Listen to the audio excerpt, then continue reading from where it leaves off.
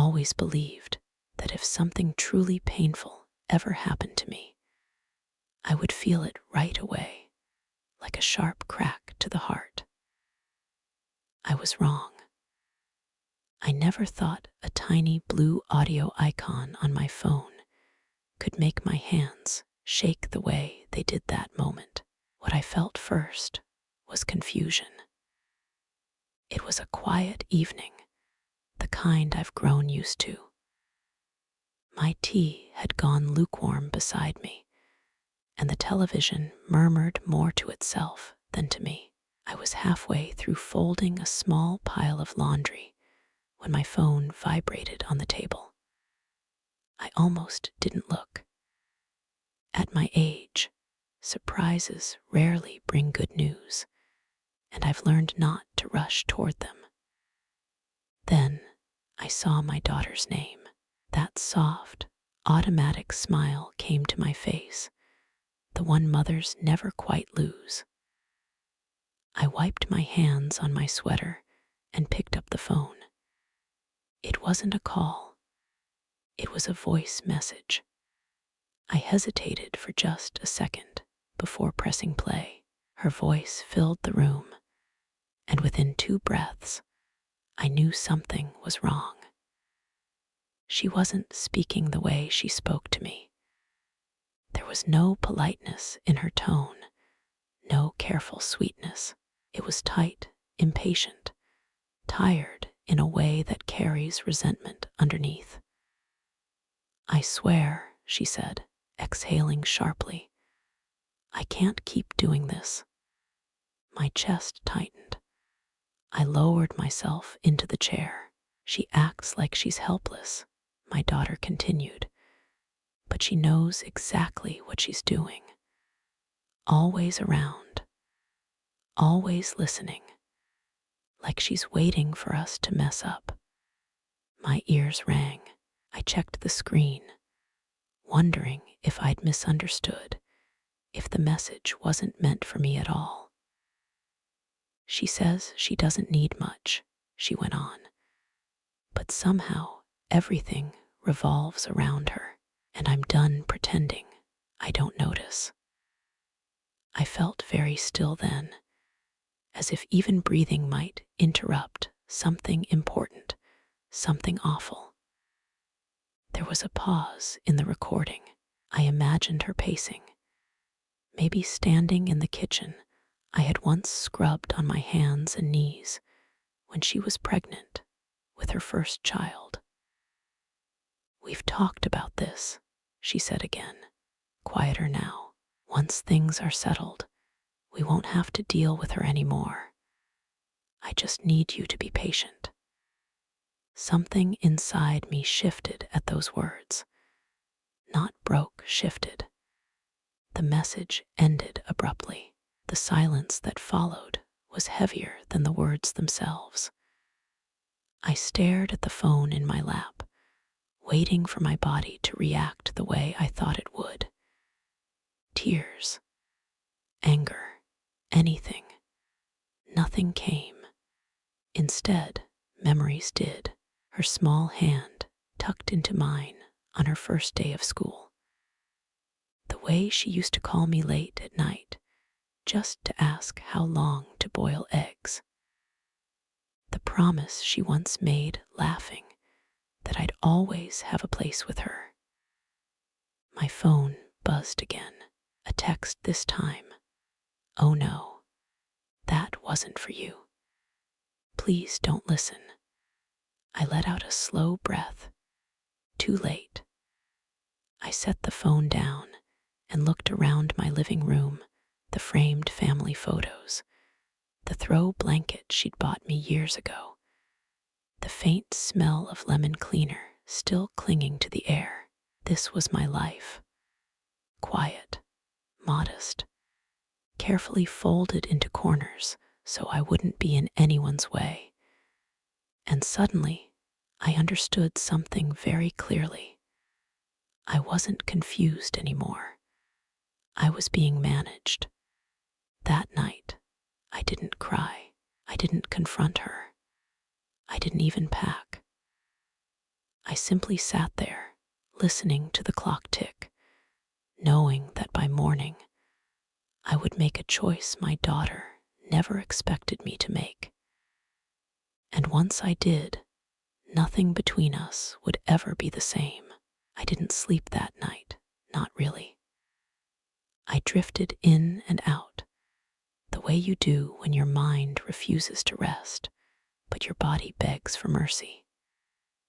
Every time I closed my eyes, my daughter's voice returned, not loud, not cruel, just decided. That was the part that hurt the most. There was no anger in her words, only conclusion. By morning, the sky outside my window was pale and undecided, like it hadn't made up its mind yet. I wrapped myself in a cardigan and went into the kitchen. The kettle whistled too sharply in the silence, and I turned it off before it finished, as if even sound needed to behave. I kept thinking about that sentence. Once things are settled, we won't have to deal with her anymore. Deal with me. I had spent my whole life trying not to be something people had to deal with. I stayed quiet when my husband died. I learned how to live on less.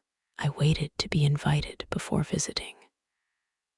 I pretended not to notice when conversations paused after I entered a room. And still, somehow, I had become a problem that needed solving. I carried my tea to the table and sat where the morning light could reach my hands. They looked older than they felt, thin skin, veins like faded blue threads. These hands had rocked my daughter to sleep during fevers, had sewn her Halloween costumes, had signed permission slips and birthday cards and loan papers. I turned them over slowly, as if seeing them for the first time. There was a knock at the door just after 8. It startled me enough that I spilled a little tea on the saucer. For a brief, foolish moment, I wondered if it might be my daughter, apologetic, flustered, ready to explain everything away. But when I opened the door, it was only Mrs. Keller from downstairs, holding her mail with a confused frown. "Sorry to bother you," she said. "This ended up in my box again." I thanked her, exchanged a few polite words, and closed the door. But as I looked at the envelope in my hand, something strange happened. My name was written on it in my daughter's handwriting. Not a bill, not a card, official, heavy paper. I sat back down and opened it carefully. It was from a legal office. I didn't understand all the language, but I understood enough. There were phrases like power of attorney, temporary arrangements, and best interests. My chest tightened, not with panic, but with clarity. This wasn't sudden. This wasn't a misunderstanding. The voice message wasn't a moment of frustration caught by accident. It was a leak. They had been planning around me, for me, without me. I folded the letter neatly and placed it beside my cup. My tea had gone cold, but I drank it anyway. Some things you don't warm up twice. I thought of calling my daughter then. I even picked up the phone. But I imagined her voice, gentle now, concerned, carefully rehearsed. I imagined the apologies that would sound like explanations, and the explanations that would sound like care. And I realized something important. If I called her, I would give her the chance to manage me again. So instead, I did something I hadn't done in a very long time.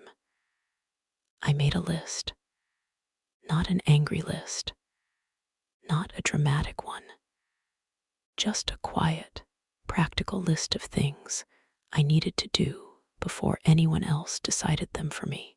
When I finished, I looked at the final item and felt a small, steady, calm settle in my chest. By the time my daughter realized I had stopped waiting for her,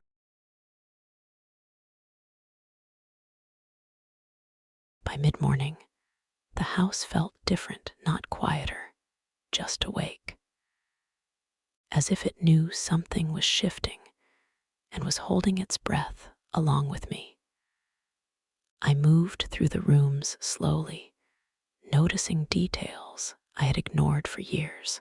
The loose hinge on the hall cabinet, the small crack in the mirror that only showed when the light hit it right. Proof that time had been passing, whether I paid attention or not. The list I'd made sat folded in my pocket. I hadn't written anything dramatic on it. No ultimatums, no speeches, just steps, small ones, the kind you can take without asking permission. The first step took me outside. The air was crisp, the kind that wakes your lungs up and reminds you that you're still very much here. I walked the 3 blocks to the bus stop instead of calling for a ride. It felt important to do it myself, to arrive under my own power. At the bank, the young woman at the counter smiled politely and called me ma'am in that careful way people use when they're trying to be respectful without really seeing you. I didn't mind. I handed over my ID and asked a few questions I had been putting off for years, about accounts, about access, about what would happen if. She answered clearly, professionally. No one raised an eyebrow. No one questioned why an old woman would suddenly want control of her own affairs. That surprised me more than it should have. When I left, I sat on a bench outside and watched people hurry past with coffee cups and phones pressed to their ears. Everyone looked so busy managing their own lives. It occurred to me then how strange it was that my daughter believed she needed to manage mine. The next stop was the small law office 2 streets over. I'd passed it 100 times without noticing the name on the door.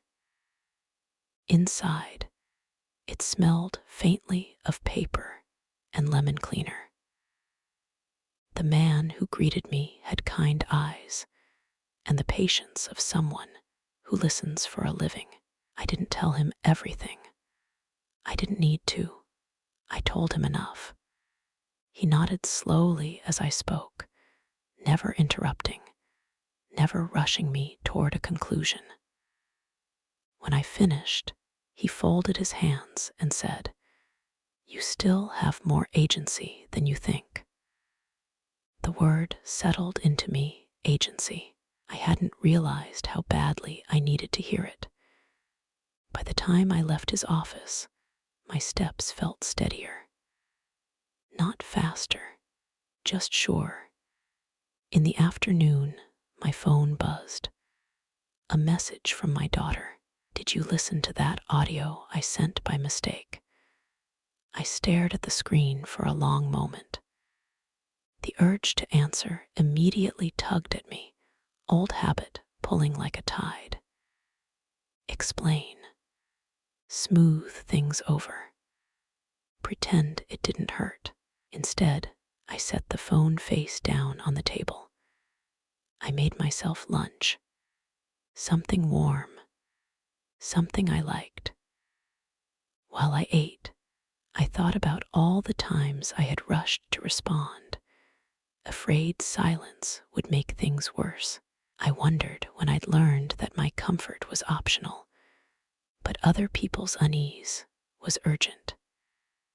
When I finally picked up the phone again, there were 2 more messages. Mom, I didn't mean it the way it sounded. That was almost worse, because it meant she knew exactly how it sounded. I typed a response, then erased it. Typed another. Erased that too. In the end, I sent only this. I heard it. I'm taking some time. No explanations. No forgiveness. No accusations. Just the truth. As evening fell, I packed a small overnight bag, not because I was running away, but because I wanted to be ready. Ready for whatever came next. Ready to choose instead of react. Somewhere, my daughter was probably wondering what I was thinking. For the first time in her life, she didn't know. And that, I realized, was the beginning of something new. That night, sleep came in pieces. I drifted off only to wake again, the way you do when your mind refuses to settle. Each time I opened my eyes, I lay still and listened to the hum of the refrigerator, the distant bark of a neighbor's dog, the slow rhythm of my own breathing. For years, nights like this had been filled with worry about everyone else.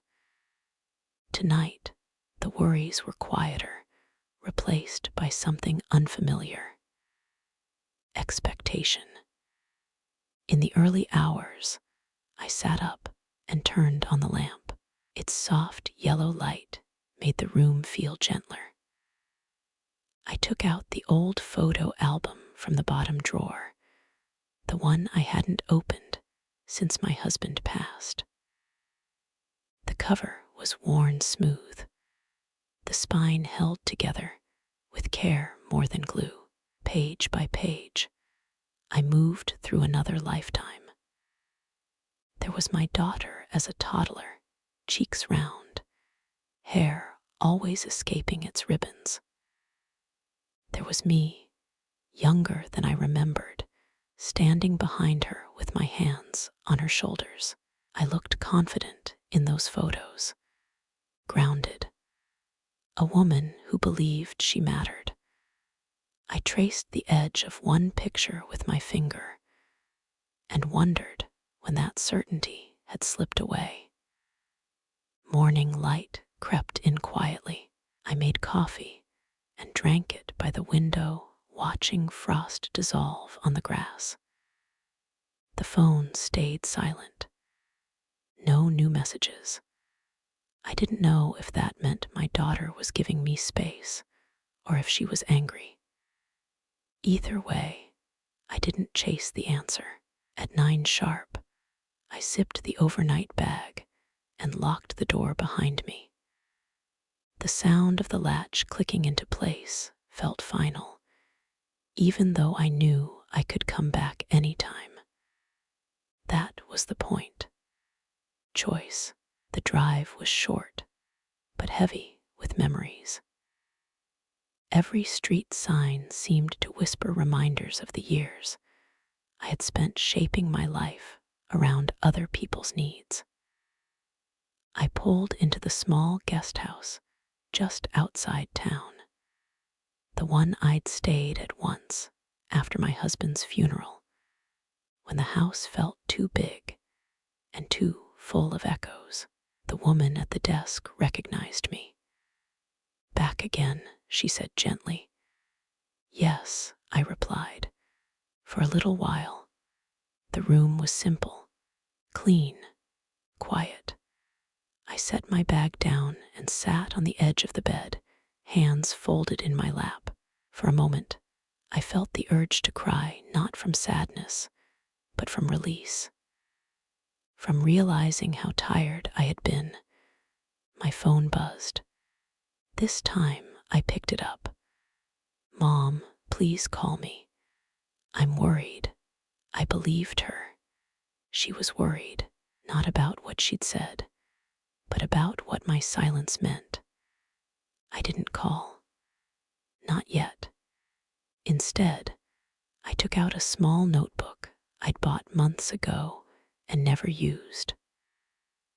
On the first page, I wrote a question I had avoided for most of my life. What do I want now? The answer didn't come right away. That was okay. I spent the afternoon walking the nearby trail, letting the cold air sting my cheeks, letting my thoughts wander without direction. I passed families, couples, joggers with headphones in, everyone moving forward in their own way. Back in the room, I made a simple dinner and ate slowly, tasting every bite.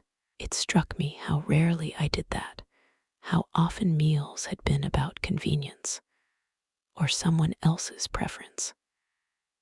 As night settled in again, my phone buzzed once more.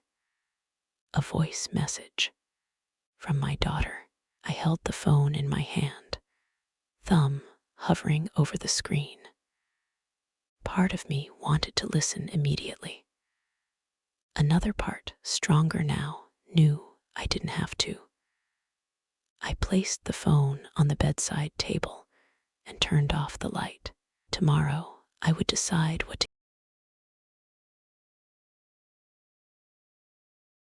I listened to her message the next morning, after the sun had fully risen. I wanted the daylight with me when I pressed play, something steady and honest. The way my husband used to say truth liked to be told. I sat at the small desk by the window, hands wrapped around a warm mug, and finally let myself hear her voice. "Mom," she said, softly at first. "I didn't mean for you to hear that. I was venting. You know how things get when you're tired and overwhelmed." Her words tumbled out in a careful rush, apologies stitched together with excuses. She spoke about stress, about marriage, about how everyone says things they don't mean when they're frustrated. What she didn't say was almost louder than what she did. She never said I mattered. She never said I'd been wronged. She never said she'd protect me. When the message ended, I sat there for a long time, staring at the blank wall across from me. I wasn't angry anymore. Anger burns hot and fast. What I felt was cooler, clearer, like a window finally wiped clean. I thought about how often I'd rushed to explain myself over the years, how quickly I'd tried to smooth things over, to make others comfortable when I was the one hurting. I had mistaken silence for kindness, endurance for love. I reached for my notebook again. This time, the pen moved without hesitation. I want to be spoken about with respect. I want to be welcomed, not tolerated. I want my love to be returned, not managed. I surprised myself by smiling, not because it was easy, but because it was honest. Late morning, I drove into town and stopped at a small cafe I used to love before life got busy. The barista asked my name, and when I told her, she wrote it carefully on the cup, spelling it right. That tiny act felt bigger than it should have. I sat by the window and watched people pass, thinking about the woman my daughter believed me to be. The woman in that voice message. The one who would always stay quiet, always adjust, always forgive first. That woman had raised a family, buried a husband, and survived more than she ever talked about. She was stronger than they knew. My phone buzzed again. This time, a text. "Please don't disappear on me. I need you." I read it twice. Then I typed back slowly. "I'm not disappearing. I'm taking a breath. I'll talk when I'm ready." I didn't add a heart. I didn't soften it. I didn't apologize. And the world didn't end. That afternoon, I called an old friend I hadn't spoken to in years. We laughed. The easy kind of laughter that doesn't ask you to explain yourself. We made plans to meet soon. Maybe take a short trip like we used to. That evening, as I walked back into the guest house, I realized something that settled deep in my chest. I wasn't running away. I was stepping toward myself. My phone stayed quiet through dinner. No new messages. No missed calls. The silence felt different now, not heavy, but spacious, full of possibility. As I got ready for bed, I caught my reflection in the mirror. The lines on my face were still there. The years still showed, but my eyes looked awake. Tomorrow, I would decide how to speak to my daughter, not as someone asking for understanding, but as someone who expected it. I woke up the next morning with an unfamiliar feeling, resolve, not the loud, dramatic kind you see in movies, but the quiet kind that settles in your bones and refuses to move. The kind that doesn't argue with itself anymore. I lay there for a moment, listening to the distant sound of traffic, and realized I wasn't anxious about speaking to my daughter. I was simply ready. After breakfast, I sat at the small desk again and opened my notebook. I reread what I'd written the day before, then added one more line beneath it. "I will not beg to be loved." It felt like closing a door gently, but firmly. I called my daughter just before noon. I didn't rehearse what I would say. I'd learned that rehearsed words usually come from fear. When she answered, her voice was cautious, almost fragile. "Mom." "Yes," I said. "It's me." There was a pause. I could hear her breathing, the faint clatter of dishes in the background, life going on, even while something important waited between us. "I'm glad you called," she said quickly. "I've been so worried." "I know," I replied. "That's why I'm calling now." She launched into an apology before I could continue, the same careful tone as in the voice message. I let her speak. I didn't interrupt. When she finally ran out of words, the silence stretched. Then I spoke. "I'm not calling to argue," I said calmly. "And I'm not calling to punish you. I'm calling because what I heard changed the way I see things between us." She inhaled sharply. "Mom, I was just venting. I didn't mean." "I know what venting sounds like," I said gently. "What I heard wasn't that. It was a plan, and it was about me." Her voice dropped. "We were just talking. We didn't mean to hurt you." "But you did," I said. "And more than that, you talked about me as if I wasn't a person, as if I were a problem to be solved." She was quiet now, truly quiet. "I love you," I continued. "That hasn't changed. But I won't stay in a place where I'm spoken about with contempt. I won't pretend I didn't hear it. and I won't rush back to make things comfortable. What are you saying? She asked, her voice unsteady. I'm saying I need space, I answered. Real space. And when we speak again in person, it will be with honesty from both of us. She whispered my name, the way she used to when she was scared as a child. For a moment, my heart softened, but it didn't fold. Take care of yourself, I said. I mean that. When the call ended, my hands trembled slightly.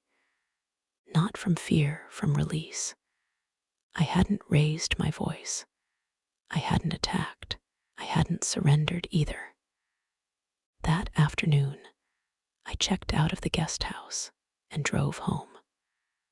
Walking back into my house felt different this time. Not lonely. Claimed. I opened the windows, let fresh air move through the rooms, and rearranged the furniture just enough to remind myself that this space belonged to me. That evening, I received a message from my daughter's husband. I'm sorry. We handled this badly. I hope one day you'll forgive us. I didn't answer. Forgiveness, I knew now, wasn't something you hand out quickly to keep the peace. It was something that grew slowly, after change, not before it. As night settled in, I sat in my favorite chair and realized something profound. I had spoken my truth without losing my love, and once the days that followed were quieter than I expected. No late-night messages. No apologies stacked on top of apologies. Just space, real space, and the strange discomfort that comes with it when you're not used to choosing yourself. I kept waiting for the guilt to creep in, the familiar voice that always asked if I'd been too harsh, too distant, too much. But it didn't come. Instead, I felt lighter. I filled my mornings with small routines I'd once rushed through. I walked to the park instead of watching it through the window. I cooked meals that took time, letting sauces simmer while music played softly in the background. I called friends I'd slowly drifted away from and listened without glancing at the clock. Life, it turned out, hadn't been waiting for permission to feel full. One afternoon, I opened a drawer I hadn't touched in years and found old letters, birthday cards from my daughter, written in a looping, careful hand. You're the best mom in the world, one of them said. I smiled at the memory, then set the card aside without ache. Love doesn't disappear just because boundaries appear. It changes shape. 3 days after our call, my daughter showed up at my door. I wasn't expecting her. I knew that because I didn't feel the usual rush of panic when I saw her car outside. I simply wiped my hands on a towel and opened the door. She looked smaller than I remembered, tired. Her eyes darted past me into the house, as if checking whether it still belonged to me. Hi, she said softly. Hi, I replied. She stood there for a moment, uncertain, then stepped inside. We sat at the table where she'd once done homework, where I'd taught her how to hold a pencil, how to spell her name. I've been thinking a lot, she said. About what you said, I nodded. I hoped you would, she swallowed. I didn't realize how much I'd started speaking about you instead of to you. That mattered. I think somewhere along the way, she continued, I stopped seeing you as my mother and started seeing you as something I had to manage. The word landed between us, heavy but honest. I didn't mean to, she added quickly. I know, I said, but meaning well doesn't undo harm. Tears filled her eyes then, not the dramatic kind, but the quiet, embarrassed kind. I don't want to lose you, she whispered. I reached across the table and took her hand. You won't. But things can't go back to the way they were. She nodded slowly, as if she already knew that. We talked for a long time about expectations, about fear, about how easily love turns into control when people are overwhelmed. There were pauses, there were tears, but there were no raised voices. When she left, she hugged me tightly, not out of habit, but intention. That night, alone again, I thought about how close I'd come to disappearing quietly, to making myself smaller, so others wouldn't have to adjust. Instead, I had chosen to stay, not in anger, not in pride, but in truth, and that choice, I realized, had given my daughter something she hadn't expected.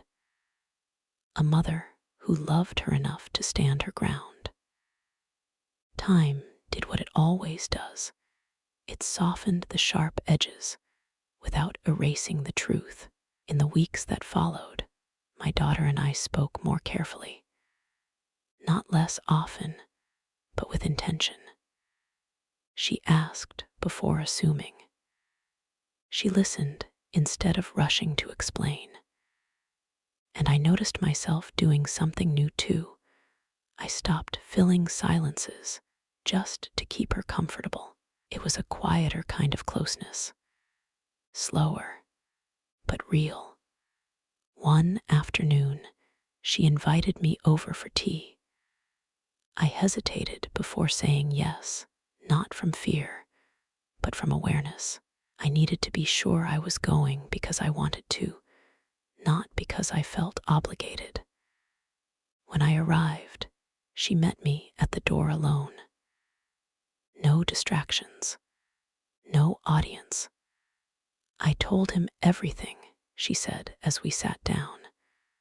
About the message, about what it did to you. I didn't ask who him was. I already knew. And, I said gently, he was ashamed, she admitted. Not just of what he said, but of how easily I agreed with him. That honesty mattered too. We talked about how words, once spoken, don't disappear just because they weren't meant to be heard. How respect isn't proven by love alone, but by how someone speaks when they think no one is listening. Before I left, she hugged me again. This time, she said, thank you for not pretending everything was fine. I smiled. Thank you for listening when it wasn't. That evening, sitting alone in my living room, I reflected on how different this ending could have been. I could have confronted in anger. I could have withdrawn forever. I could have swallowed it all and called it love. Instead, I chose something harder. I chose dignity. As an older woman, people assume you want peace above all else, and I do, but not the kind of peace that costs you your voice. Not the kind that requires shrinking yourself until you're easy to ignore. Real peace, I've learned, comes when you stop abandoning yourself to keep others close. I picked up my notebook one last time and wrote a final line beneath the rest. Love grows best where respect lives. If you're listening to this and you've ever heard words that made you feel small, especially from those you love, know this: you don't have to shout. You don't have to punish. You don't have to disappear. Sometimes, the bravest thing an older heart can do is stand still and say, "This is where I am." And that, more than any plan or confrontation, changes everything. I used to believe that motherhood meant endurance, enduring sharp words, enduring silence, enduring being misunderstood, because love, I thought, was proven by how much you could carry without complaint. I don't believe that anymore. Months have passed since that voice message found its way into my life like an uninvited truth. Nothing dramatic followed, no grand apologies, no perfect endings wrapped in ribbon. What came instead was something quieter and far more lasting. Change. My daughter visits now, not out of habit, but with presence. She asks how I'm doing, not just whether I need anything. She notices when I'm tired. When I speak, she doesn't rush to correct me or explain me away. And I've changed too. I no longer apologize for taking time. I no longer rush to fill empty space. I no longer accept being spoken about like I'm not in the room, even when the room is imagined. One afternoon, we sat together, watching the light move across the floor, and she said something that stayed with me. "I didn't realize how much I was relying on you to always be okay." I smiled, a little sadly. "I trained you to expect that." She shook her head. "No, you taught me how strong women can be. I just forgot strength includes saying enough." That's the lesson I want to leave you with. Strength isn't loud. It isn't cruel. And it isn't proven by suffering in silence.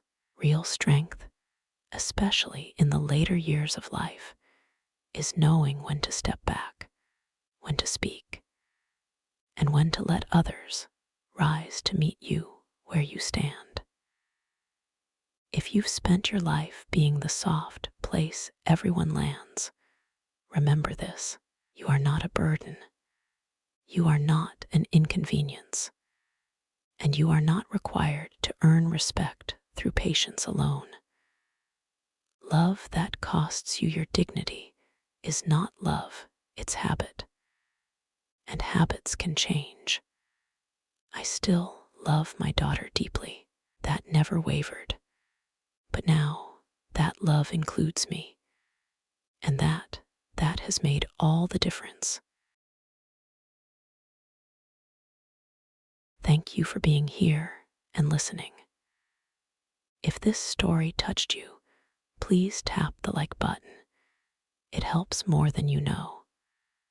Subscribe if you'd like to hear more stories like this. And if you feel comfortable, leave a comment telling me where you're listening from or sharing a small part of your own story.